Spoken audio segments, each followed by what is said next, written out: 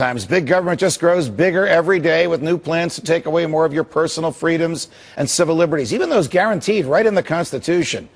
My next two guests are veteran freedom fighters who have fought the party machine and both come to the same conclusion. There's little difference between Republicans and Democrats today. Joining me now to discuss is the president of the Future of Freedom Foundation, Jacob Hornberger, and the chair and founder of the Mises Institute, Lew Rockwell. Gentlemen, welcome here. It's always a pleasure. Is big government here to stay, Lew? No, I don't think so. I mean, if we do nothing, it's here to stay, and it metastasizes. It's like a cancer. But it's all based on people's consent.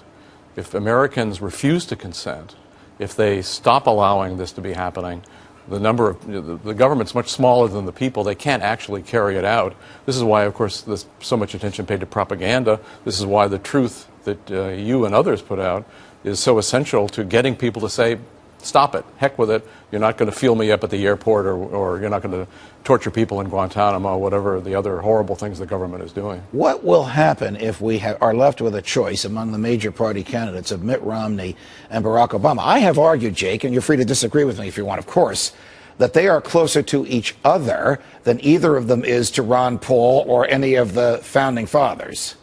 Well, there's not a dime's worth of difference between them. I mean, you look at the warfare state or the welfare state, and they accept the fundamental premises of both systems. Franklin Roosevelt's New Deal, Lyndon Johnson's Great Society, the big empire overseas. They both share a commitment to that. As compared to us libertarians, we're the game changers. We want a new paradigm, a free society. What would happen if Mitt Romney, let me change that. What would change if Mitt Romney became president from the way we see the government now? Things would be worse. What you notice he's even more of a warmonger than Obama is. He criticizes Obama for not killing enough people in Libya. He criticizes Obama for not immediately killing everybody in Iran.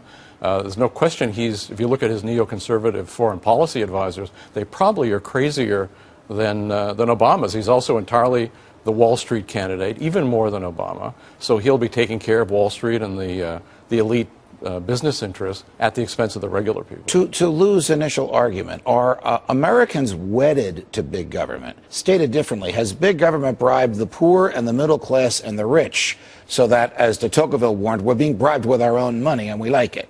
Absolutely. I mean, that's what the community grants are for, especially around election time. And I think one of the biggest obstacles we have, Judge, is that people believe that all of this is freedom. They've been taught that this is what a free society is all about.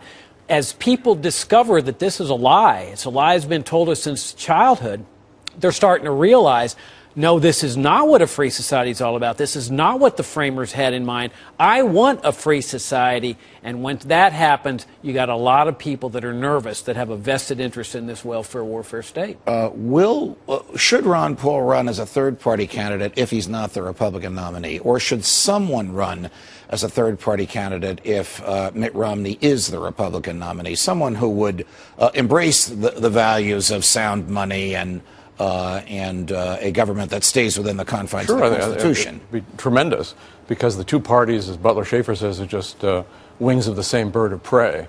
They're not fundamentally different, except maybe their interest groups are slightly different. So yeah, a third party, somebody who could get on the ballot. I mean, they've set up the ballot structures in all the states to make it almost impossible. So you need somebody who's either can mobilize the young people to get them on the ballot, or has got the money themselves to do it. But yeah, it would be wonderful to have a third party, fourth, fifth, sixth. The more the merrier, because these two parties are just in cahoots against us in a duopoly. You are going to make this argument before students at Columbia University tonight. Now, 10 years ago, you'd be asking to put your head in your hands. But you are likely to have a large group of libertarians, even on a college campus, especially on a college campus, even on an Ivy League campus, even in New York City tonight. Absolutely. And we're talking about things that liberals, some liberals are interested in, conservatives, civil liberties, the war on terrorism, the Constitution. We've got Bruce Fine, a conservative, Glenn Greenwald, a liberal. I'll be presenting the libertarian perspective. We've come together to talk to people on the campus saying, what brings us together is civil liberties. Let's defend at least those civil liberties. We can argue about the other things, but let's get together on this one. Lew Rockwell, Jacob Hornberger, it's a pleasure, guys. Thank you for joining us.